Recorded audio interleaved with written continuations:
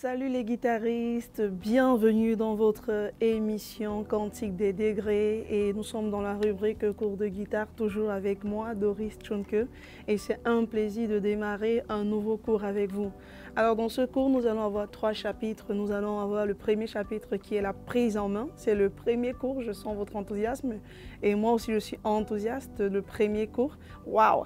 Donc nous allons avoir la prise en main comme premier chapitre. Dans la prise en main nous allons voir les parties de la guitare, la tête, le manche, le corps. Qu'est-ce que ça représente, les cases que vous voyez, etc. Comment est-ce qu'on les appelle? Question de vous donner quelques termes techniques, quoi. Et ensuite, dans le deuxième cours, nous allons parler des notes et des intervalles. Donc, nous allons parler un peu musique, voilà. Le deuxième cours, c'est un peu de la théorie musicale, quoi. Ensuite, nous allons appliquer cette théorie à la guitare. Dans le troisième cours, nous allons parler du manche de la guitare. Comment est-ce qu'on applique, en fait, la théorie musicale, ce que vous entendrez souvent parler de solfège, voilà, la lecture de la musique, etc. Comment est-ce qu'on applique ça à la guitare? Donc c'est ce que nous allons voir dans le cours qui va suivre. Je vous demande d'être concentré, de prendre vos cahiers, vos stylos, de prendre des notes, de suivre vraiment attentivement parce que ce cours c'est vraiment la base. Si vous avez une bonne base, avec de bonnes fondations, on construit de grands édifices, n'est-ce pas? Donc allons-y, démarrons tout de suite avec la prise en main. Voici notre guitare. Alors, c'est une guitare, ouais, comme vous le voyez. Et la guitare, je peux la diviser en 3 parties. Voilà. Le petit truc qui est là, ne faites pas attention pour le moment, ça ne nous intéresse pas aujourd'hui. C'est qu'un accordeur, donc on n'en a pas besoin. Mais la guitare, en fait, je peux la diviser en 3 parties. La tête qui est là, le manche qui est là et le corps. Voilà, donc la tête, le manche et le corps de la guitare. Sur la tête de la guitare, vous aurez ce qu'on appelle les mécaniques. Okay? Les mécaniques, c'est ce qui va vous permettre d'accorder votre guitare. Vous vous souvenez, dans les préludes de ce cours, je vous ai parlé de comment accorder sa guitare. Un chapitre que nous allons voir ensemble en vous demandant d'acheter un accordeur. Donc ça, c'est des mécaniques, ok? On les tourne dans un sens ou dans l'autre, ça permet d'accorder sa guitare, d'accord? Ensuite, sur la tête, au début du manche de la guitare, nous avons ce qu'on appelle un chevalet. Donc vous voyez que les cordes sont tendues grâce à un chevalet de tête. C'est ce qui permet de régler la tension des cordes parce que clairement, si la tension n'est pas bien réglée, c'est là qu'on va parler de désaccordage. Ça veut dire que la corde n'est pas accordée et du coup la note sera faussée. Ensuite, sur le manche de la guitare, vous voyez des cases en fait. Donc vous avez une espèce de tableau qui est séparé par des petites barres de fer que vous voyez là. On appelle ça des sillets. C'est toute cette petite barre, on les appelle des sillets. Et ça permet de séparer les cases, de créer des cases en fait. Et dans chaque case, on aura une note. On verra ça plus tard. Ensuite, nous avons les cordes qui s'étendent le long du manche, de la tête jusqu'au corps. Les cordes sont, il y en a 6, voilà, on est sur une guitare de base, voilà.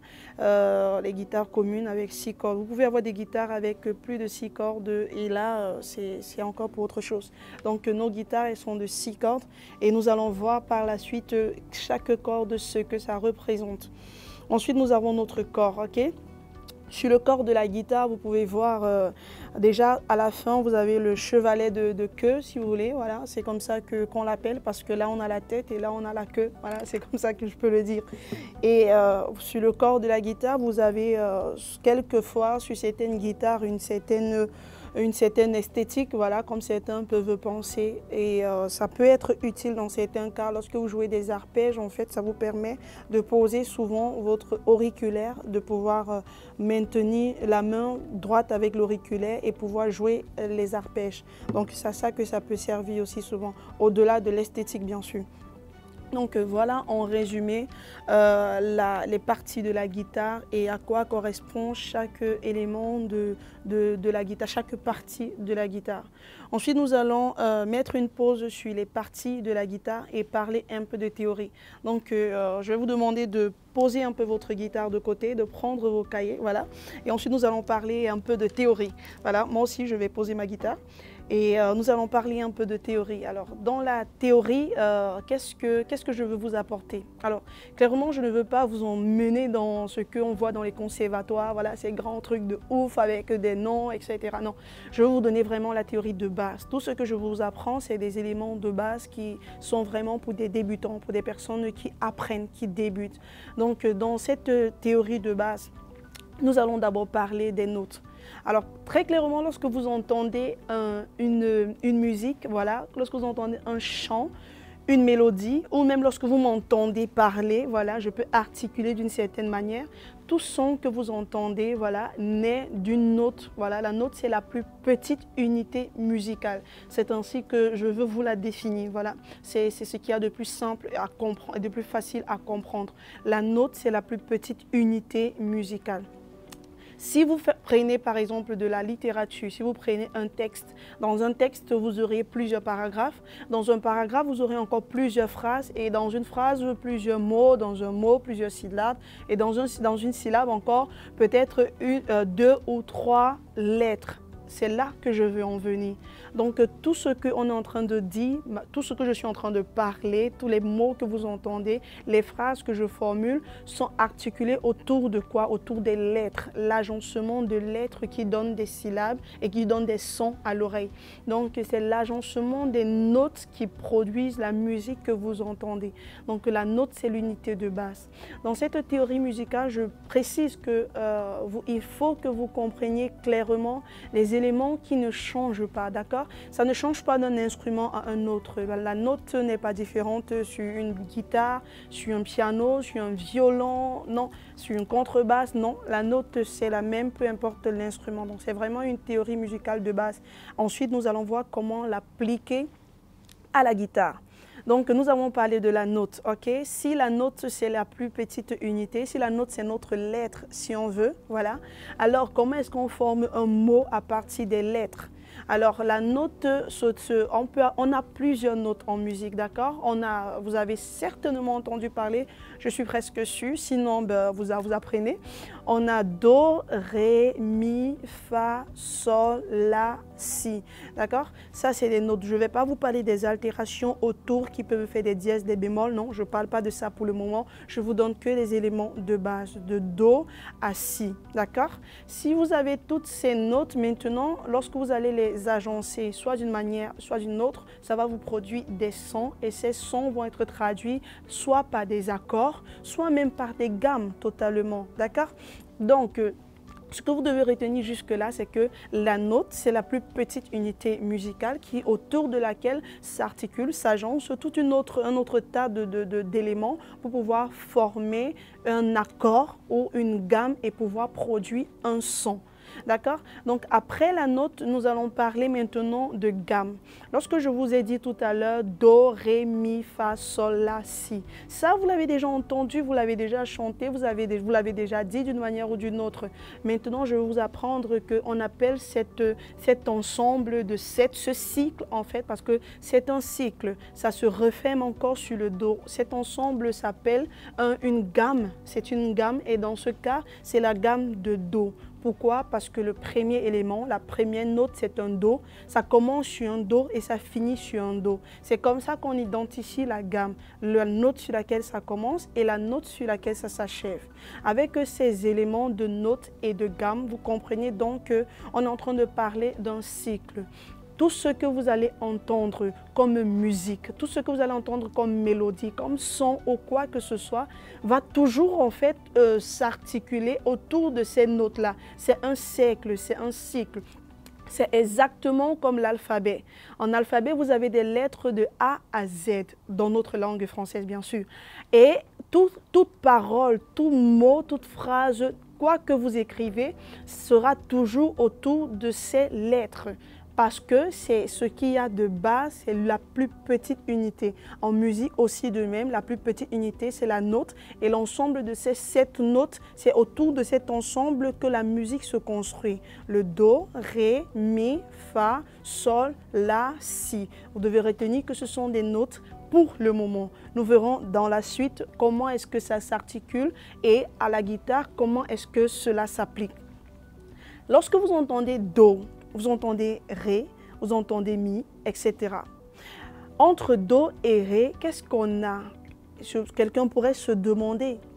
J'aimerais vous donner l'image d'une mesure en fait, d'accord? La mesure d'une distance, par exemple, s'exprime en mètres, d'accord? C'est l'unité de mesure de la distance, le mètre, ok? Ensuite, si vous avez un point A et un point B que vous voulez mesurer, vous allez l'exprimer en termes de j'ai 100 mètres, j'ai 1000 mètres, 1 kilomètre, voilà, vous allez l'exprimer la distance en termes de mètres. Pareil, en musique, on a ce qu'on appelle une unité qui nous permet de mesurer la distance entre une note et une autre. Et cette unité est capitale, c'est très important que vous compreniez ça. Cette unité, c'est le ton, T-O-N, un ton. Tout simplement, d'accord? Le temps, c'est l'unité de mesure, c'est la distance qu'il y a. Le temps, c'est la distance qu'il y a entre une note et une autre, d'accord? Ce que vous devez retenir de base, c'est que entre un do et un ré, il y a un ton. Entre un ré et un mi, il y a un ton. Entre un mi et un fa, il y a 0,5 demi-ton. Entre un fa et un sol, il y a un ton. Entre un sol et un la, il y a un ton. Entre un la et un si, il y a un ton. Entre un si et un do, il y a 0,5 ton. Donc, de manière générale, astuce, vous devez retenir qu'il y a toujours un ton, sauf deux exceptions, partout là où vous rencontrez un i. Alors, quand j'apprenais, c'était ma règle, c'était mon astuce, voilà. Je partage avec vous si ça peut vous être utile. Parce que ça, c'est des éléments incontournables que vous devez mémoriser. Ça, c'est la logique, d'accord? C'est ce qui existe, ce qui ne change pas, d'accord? De même que le ciel est au-dessus de la terre, de même que dans notre alphabet, on a des lettres de A à Z. De même aussi, en musique, on a des notes qui s'étendent de Do. C'est un cycle qui part de Do et revient encore sur Do si on est dans la gamme de Do. Et entre chaque note, on a un intervalle. Et cet intervalle, c'est un ton. Donc, entre Do et Ré, je vous l'ai dit, il y a un ton, ainsi de suite, ainsi de suite. À chaque fois que vous rencontrez un I, vous mettez demi-ton. Entre Mi et Fa, demi-ton. Entre Si et Do, demi-ton. Voilà, c'est comme ça. Ça, c'est la règle. Alors ça, c'est la théorie vraiment de base que je veux que vous appreniez parce que c'est ce qui va être au final utile. Je ne veux pas vous apprendre plein de choses qui au final ne seront pas utiles. C'est un peu comme des étudiants lorsqu'ils ont fait voilà, bac, licence, master. À un moment, ils se disent mais pourquoi est-ce que j'ai appris plein de choses qui au final ne me servent pas dans mon parcours professionnel? Eh bien moi, je vais être droit au but, je vous apprends que ce qui vous sera utile. Donc c'est ce que vous devez retenir dans cette partie de la théorie musicale de base, je précise encore. Ensuite, puisqu'on connaît ces éléments maintenant, comment est-ce qu'on met ces éléments en pratique? Comment est-ce qu'on utilise cette information? Pour utiliser cette information, je vais reprendre la guitare. Posez votre cahier, reprenez votre guitare avec moi. Lorsque nous reprenons notre guitare, nous avons sur notre manche, le long de notre manche, s'étendent des cordes, comme je vous l'avais dit précédemment. Ok? Maintenant, nous allons apprendre chaque corde. Quelle note est-ce que cela représente? Si vous avez déjà utilisé un piano ou même vu un piano, vous avez remarqué qu'on a des touches blanches et des touches noires. De toutes les façons, chaque touche est une note. Au piano, dès que vous appuyez sur une touche, vous entendez un son. De même à la guitare, lorsque vous allez appuyer sur une corde et jouer avec votre main droite, vous entendrez un son. Mais avant de commencer à produire des sons, apprenons d'abord ce que représente chaque corde. Et ça encore, c'est quelque chose que vous devez mémoriser. D'abord, commençons par bien emphaser sur le fait que les cordes se comptent à la guitare toujours de bas en haut. C'est plus facile pour vous de me dire il y a 6 cordes et de compter à partir du haut. Pourquoi? Parce que quand vous baissez la tête, ben vous voyez d'abord cette corde-là. Mais non, les cordes se comptent toujours de bas en haut. C'est très important que vous compreniez ça parce que dans les cours suivants, lorsque je vais vous dire par exemple corde 1, et je n'aimerais pas que vous alliez penser sur la corde 6. Voilà. Donc là, on a nos 6 cordes. 1, 2, 3, 4, 5 et 6. Chaque corde jouée à vide. Qu'est-ce que cela signifie à vide?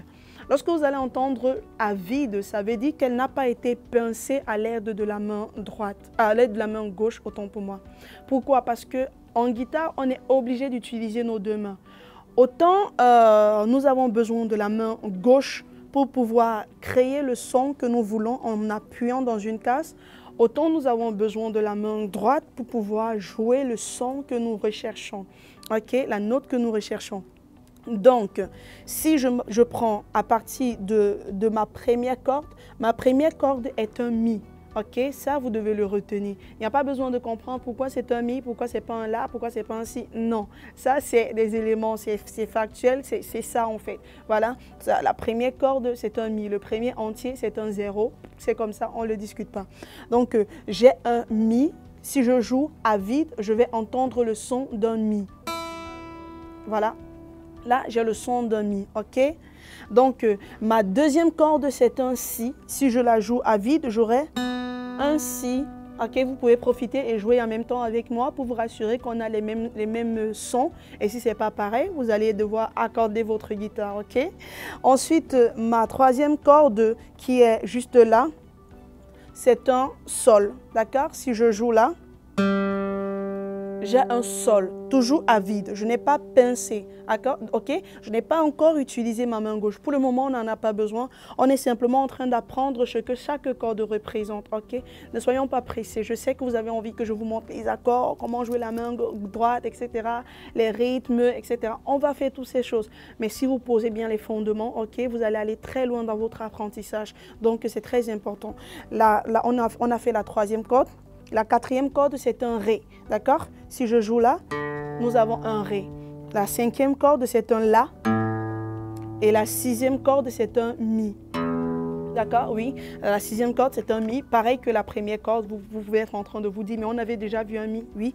On a deux Mi. On a un Mi qui est dit grave. Pourquoi? Parce que c'est grave. Voilà, je ne vois pas comment on le dit autrement. Et on a un Mi qui est aigu. Voilà, ça monte en fait, c'est plus aigu. Donc, voilà les cordes à vide. Donc, quand vous allez entendre parler de cordes à vide, cela signifiera bien qu'on est en train de dire qu'on n'a pas pincé à l'aide de la main gauche. Ok, ça, c'est les cordes. Maintenant, si je reprends notre exemple de tout à l'heure, où nous avons les lettres de l'alphabet, d'accord?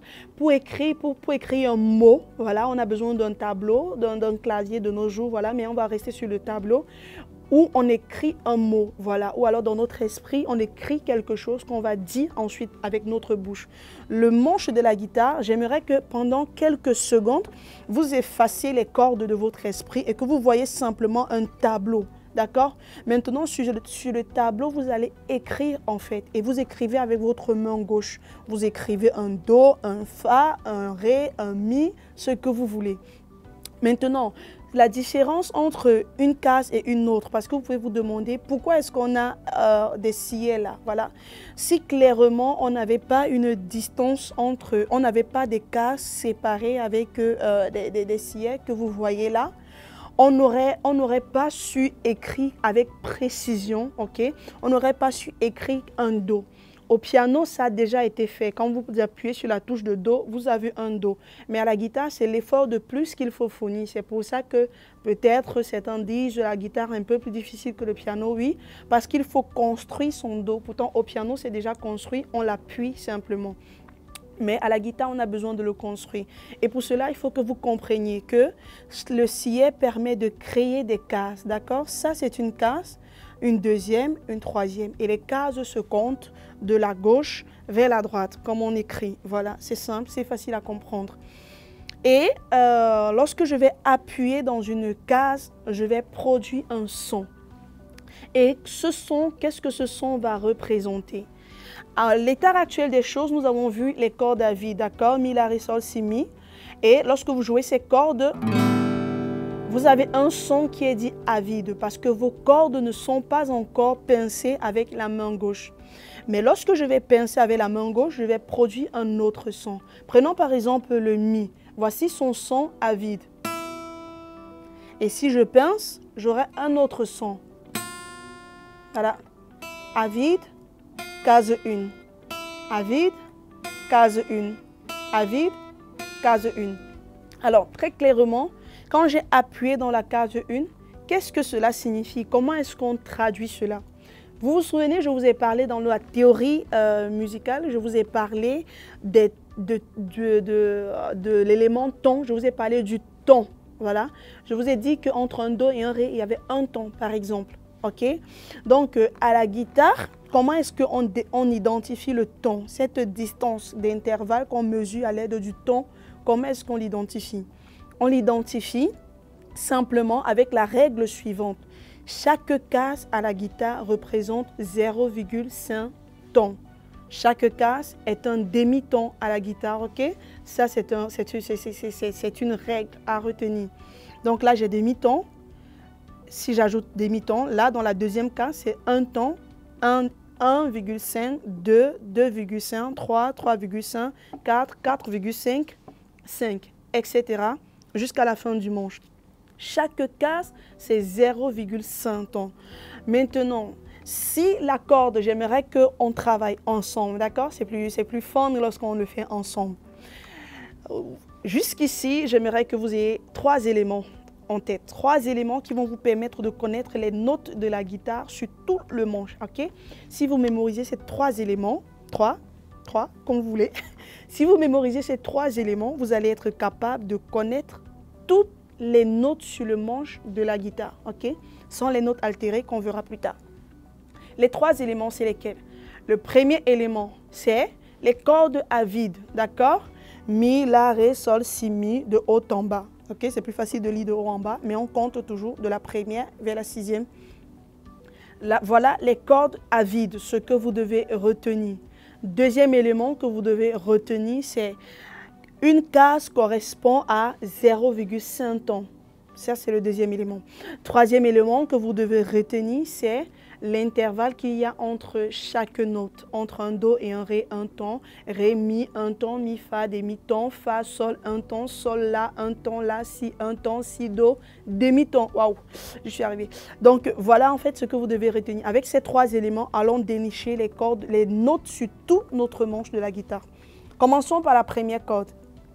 Nous allons nous focaliser sur les 3 premières cases, ok? Dans tous nos cours, ou alors dans la plupart, nous allons nous focaliser sur les 3 premières cases. Parce que comme je vous ai dit, je ne veux pas vous donner un gros bagage qui plus tard ne va pas vous servir à grande chose. La première corde à vide est un mi. Si nous savons que la première corde à vide est un mi, si nous savons qu'entre une case et une autre, nous avons 0,5 tons, et si nous savons surtout qu'après un mi, la note suivante, immédiatement après un mi, nous avons quoi? Nous avons un fa. Ça veut dire entre un mi et un fa, nous avons 0,5 tons. Nous l'avons vu. Si nous avons 0,5 tons entre un mi et un fa, où est-ce que je dois appuyer pour avoir un fa? Je dois appuyer là, dans la première case. Et là, j'aurai un fa. Ok, je reprends la formulation. La première fois, ça peut toujours sembler un peu troublant et perturbant. Mais j'aime le faire ainsi. Au lieu de vous dire simplement, là on a un fa, là on a un sol, là on a un do, là on a un ré. Non, je préfère vous dire comment ça se construit. Parce que retenir la logique est plus facile que retenir les différents résultats de la logique. D'accord? Donc, reprenons. Pour trouver la note, ce que je me dis, c'est j'ai une corde à vide. Ok? J'ai une corde à vide. Je veux trouver à quelle note est-ce que ça correspond si je pince dans une case. Par exemple, je pince dans la première case. Si je pince dans la première case, je suis à 0,5 tons entre un mi et un fa. Après un mi, si j'ajoute 0,5 tons, j'aurai un fa. Donc là, j'ai un fa. Après un fa, si j'ajoute un ton, j'aurai un sol. Après un sol, si j'ajoute un ton, j'aurai un la. Voilà. Si je passe à la deuxième corde c'est un si. Ok, à vide. Je ne vais pas pincer avec ma main gauche, c'est un si. J'ai mon si, nickel, tranquille. Maintenant, je me demande, je veux un do à partir de ce si, par exemple. Ou alors, je me dis simplement, si j'appuie dans cette case-là, quelle note est-ce que ça me donne? Ouais, ça, c'est les réflexions que vous allez souvent vous faire. Ah, là, quelle note est-ce que j'ai? Alors, quand vous commencez à réfléchir, pour trouver la note, vous n'avez pas besoin d'avoir mémorisé tout le chemin du manche de la guitare, non. Pour trouver la note, simplement, vous vous dites à vide, c'est un si. Si j'appuie dans la première case, je suis en train d'ajouter 0,5 tons à si. En ajoutant 0,5 tons à si, j'ai un do. Et là, c'est mon do, tranquille. Si je pince dans la troisième case, ça veut dire que j'ai ajouté 0,5, 1, 1,5. Si j'ajoute 1,5 à un si, qu'est-ce que j'ai? Un ré. Parce qu'entre un si et un ré, il y a 1,5 tons. Tranquille.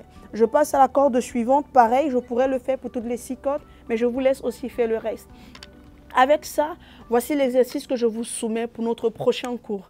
L'exercice que je vous soumets, c'est de pouvoir vous-même identifier les cordes, les notes dans les 3 premières cases de la guitare. Ok? À la fin de l'exercice, vous serez capable de dire que sur la première case de ma première corde, j'ai un Fa et sur la 3e case, j'ai un Sol. Ainsi de suite, passez à la 2e corde. À vide, vous allez noter, c'est un Si. Si je pince dans la première case, c'est un Do, et si je pince dans la 3e case, c'est un Ré. D'accord? C'est un exercice que vous devez faire et je vous demande de le faire en écrivant. Pourquoi? Parce que lorsqu'on apprend sur Internet, voilà, oui, on sait qu'on peut revenir, on écoute encore et encore et encore. Mais il y a un aspect qui favorise l'apprentissage qu'on néglige souvent, c'est le fait d'écrire. Okay? Lorsqu'on écrit, il est prouvé qu'on retient plus facilement, d'accord? Parce qu'on s'approprie mieux de quelque chose en l'écrivant. Donc, je vous demande vous-même de vous écrire. Le résultat que cela va donner, c'est le suivant. Vous aurez dans chaque case une note que vous allez pouvoir identifier à partir des 3 règles que nous avons vues ensemble.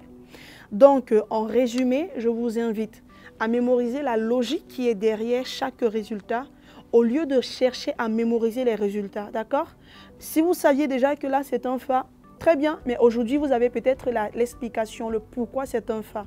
Et si vous mémorisez la logique, lorsque vous allez avancer dans votre apprentissage, dans 6 mois, dans 1 an, et plus tard, lorsque vous allez devenir vraiment professionnel, vous n'allez pas avoir besoin de mémoriser et de savoir que là, par exemple, j'ai quelle note. Non, moi-même, je saurais vous le dire. Pourquoi? Parce que ce que je mémorise, c'est la logique. Ok? Donc, dans ce cours, nous avons abordé 3 chapitres. Nous avons vu la prise en main, nous avons parlé des parties de la guitare, la tête, le manche et le corps. Okay? Sur le long du manche, c'est un de nos cordes que nous avons essayé d'analyser, de structurer et de comprendre à quoi est-ce que ça représente, à quoi est-ce que chaque corde fait allusion. Ensuite, nous avons vu dans la 2e partie la théorie de base, d'accord? Si vous devez tout oublier, dans la théorie de base, j'aimerais que vous reteniez qu'une note, c'est la plus petite unité. La note en musique, c'est un peu comme votre lettre, voilà, c'est ce qu'on a vu, c'est l'exemple qu'on a pris, l'exemple de l'alphabet, d'accord?